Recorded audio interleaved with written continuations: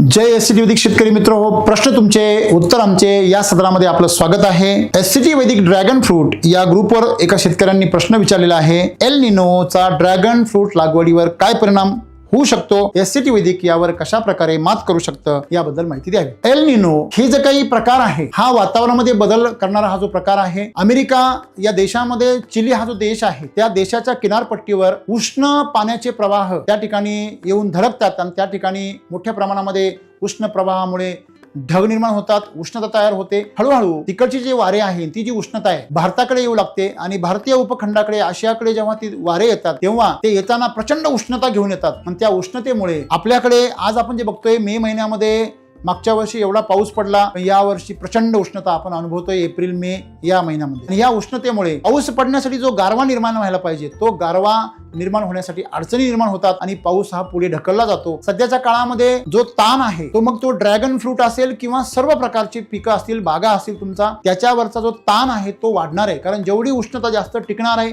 तेवढा झाडामध्ये स्ट्रेस निर्माण होणार आहे आणि त्या स्ट्रेसमुळे झाडाची जी आंतरिक जी जैविक प्रक्रिया आहे चयापचय क्रियेवरती परिणाम होणार आहे। मग त्याची फळधारणा असेल, गर्भधारणा असेल, सगळ्या गोष्टींसाठी त्यांनी साठवलेली शक्ती त्याची बरीचशी ह्या उष्णतेला तोंड देण्यासाठी खर्च होणार आहे। तुमच्या उत्पादनामध्ये घट होऊ शकते, त्याचबरोबर तुम्हाला येणारं जे पीक आहे त्याला उशीर होऊ शकतो, त्याच्यामध्ये फुलगळ फळगळ होऊ शकते, डिफेक्ट तयार होऊ शकतो। मग अशा कंडिशन मध्ये सर्व शेतकऱ्यांनी काय केलं पाहिजे, एक बेसल डोस एक्स्ट्रा भरला पाहिजे। मग एक बेसल डोस एक्स्ट्रा कशासाठी, कारण झाडाला बरं निर्माण झालेला जो ताणतणाव आहे सहन करण्यासाठी तुम्ही जर एक्स्ट्रा सम्राटचा बेसल डोस भरला, शिलाजीतची ट्रीटमेंट केली आणि अमृतजलचा वापर तुम्ही जर दर 15 दिवसाला फवारणीसाठी 2 ग्रॅम प्रमाणे जर केला तर तुम्हाला या ठिकाणी एल निनोचे जे काही साईड इफेक्ट्स आहेत ते तुमच्या डाळिंब असो, ड्रॅगन असो किंवा सीताफळ असो कुठल्याही पिकावर होणार नाही। मग यासाठी शेतकऱ्यांनी काय केलं पाहिजे की तुमच्या झाडाची शक्ती कमी होणार नाही, त्याचबरोबर पांढऱ्या मुळीवरती इफेक्ट होणार नाही या उष्णतेचा, म्हणून मल्चिंग करा। त्याचबरोबर बेसल डोस वेळेवर घ्या। पाणी जे आहे ते पाणी खूप जास्त अशा वेळेस देऊ नये शेतकऱ्यांनी। शेतकरी काय चूक करतात, उष्णता वाढली की पाणी वाढवतात। झाडाला पाणी नकोय, झाडाला पोषण हवंय हे विसरू नका।